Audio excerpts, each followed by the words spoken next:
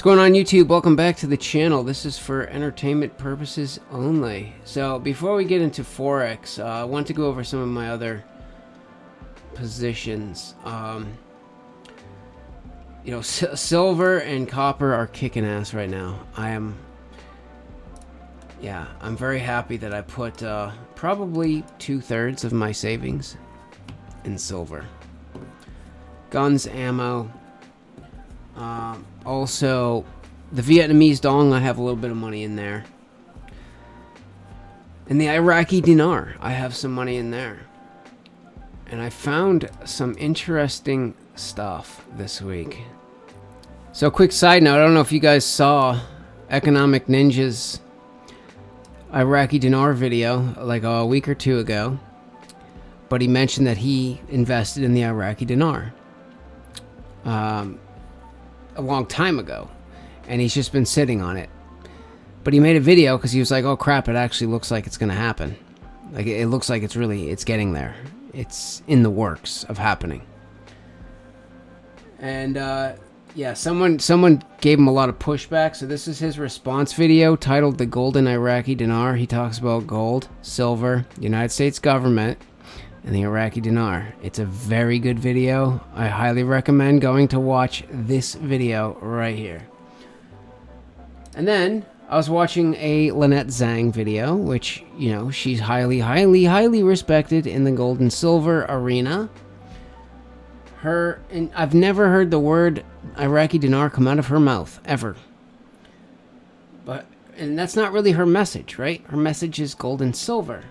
She's talking about the purchasing power of the dollar will be zero. And she just happens to fan out these currencies in the middle of the video. And I said, wait a second, what is that? That's an Iraqi dinar. Oh, what is that? That's a new security feature. So, she didn't just have this bill kicking around. That's a new bill. So it looks like Miss Lynette Zhang, potentially, is an Iraqi dinar investor. Interesting. Yeah, so you can see that, like, I thought the Iraqi dinar was a good investment based off of my research, and now I'm starting to see other people that are highly respected in their areas, and it's like, they have dinars too? Huh. Interesting. But yeah, I don't know. The Fed is lying to us. They're fudging data to make it look like the economy's doing better than it is because the Fed's afraid of Donald Trump. Donald Trump wants to get rid of the Fed. He wants the Treasury to print the money, not the Fed. And they want to lower interest rates to make everything seem good, how everything's okay, right?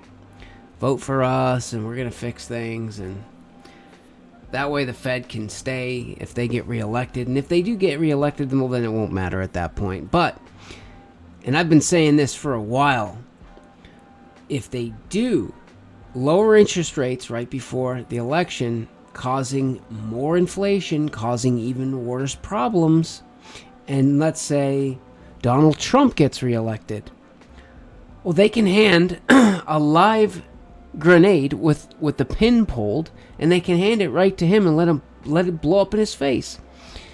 And then everybody will point the finger at Donald Trump and say, well, see, look what he did. And all of the idiots that don't understand money, they're going to believe it and go, oh my God, he's destroying the economy. It's so crazy, man. So I'm considering, not yet, obviously my Neo, I was buying Neo at a good spot. I'm happy with my investment there long term, no matter what happens. I'm going to leave it because that's kind of mostly a Chinese company anyway, not US. They do have their toes dipped into the US though. But other than that, like my high risk retirement play thing there, I don't have much money in that. I'm just going to leave it because I'm down so much on that one. But I was considering taking profits on Tesla because I bought this. I'm up a little bit. Like, I might take profit on some, realize a couple of losses on a few other ones, and then right around or before the election, I might throw down on SPXS, the S&P 500 short. The lower this goes, the closer this gets to 1, the better it looks, in my book. The better it looks. Because I do think the stock market is just so out of control. It's overinflated. And I do feel like right around the election is when it's going to, or right after the election is when it's going to snap and it's going to break. But you got to be careful on the timing of that. Because this, right before it reverses, we could get another massive run up. Another massive run up in the stock market. So that's kind of what I'm going to be looking for. It's just like right around the election, a massive run to the upside. Like, oh, things are going parabolic. Yeah, I'm going to start looking SPXS. The closer, like I say, the closer to 1 we get to, great. I might throw down a little bit on that just to hedge everything else in the retirement portfolio. Bitcoin and Doge. Yeah, it looks like they're just correcting still. I think the correction phase is almost over. Yeah, we got a bull flag going on right there. This is just a matter of time before these make their next leg. So I'm like slightly up in the Bitcoin right now. Not much. I think like $450 or something. I was up like 1,300 and then it came back down. But man, silver is kicking ass. I've been buying this. I bought some Thursday. I bought some yesterday. I've been buying. Because we're never going to see this price, I don't think, ever again. Once we get up to 50 and break through that cup, the top of the cup, yeah, it's gone. See you later. See you later. Silver will become unaffordable just like gold.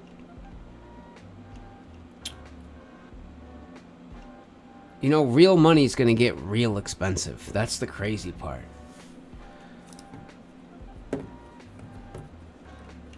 So, got to learn how to trade, right? So, Aussie USD did pretty good on this week. I bought 3 positions, wrote it up, took profit. Then I jumped back in short. I should have learned my lesson. I got in short. It went down. I was up like 350, 400. I should have taken it and got out because I knew it was coming back up. It never, it's always like, are we going to get a quick like reversal? Like a 3-day thing? Like boom, boom, boom? No, because the weekly chart, yeah, we have a...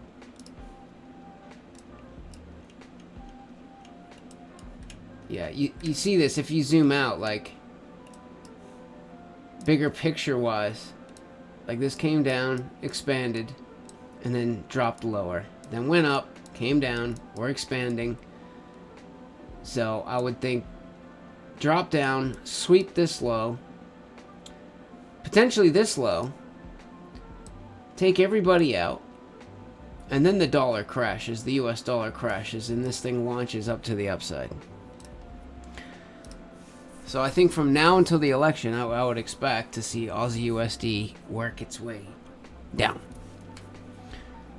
But who knows? Maybe it's, if it breaks out through here, if it breaks out through these trend lines, then we might be already on our way up. I don't know.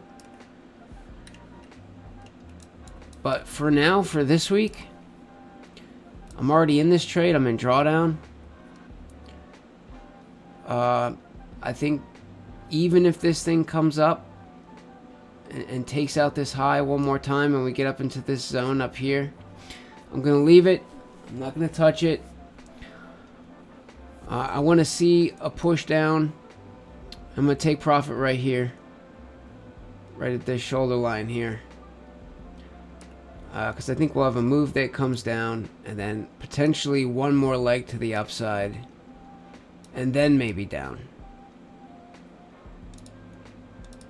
So yeah, so for now I'm going to focus on just selling this down to here, getting out, and see what happens.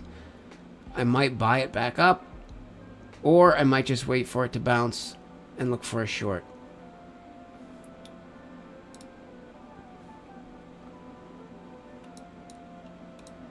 Yeah, and then USD CAD probably the same thing, probably a move up. But I know it's crazy it didn't reverse very, very quick, but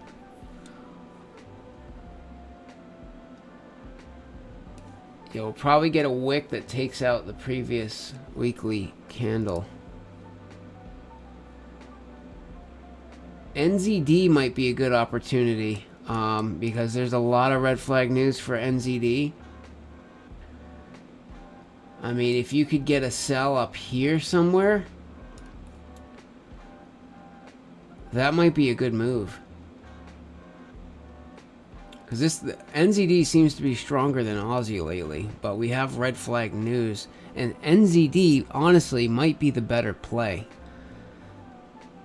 Because we have and that's it. Always seems to do that. These two pairs seem to like one moves faster one week and the other one moves faster the next week.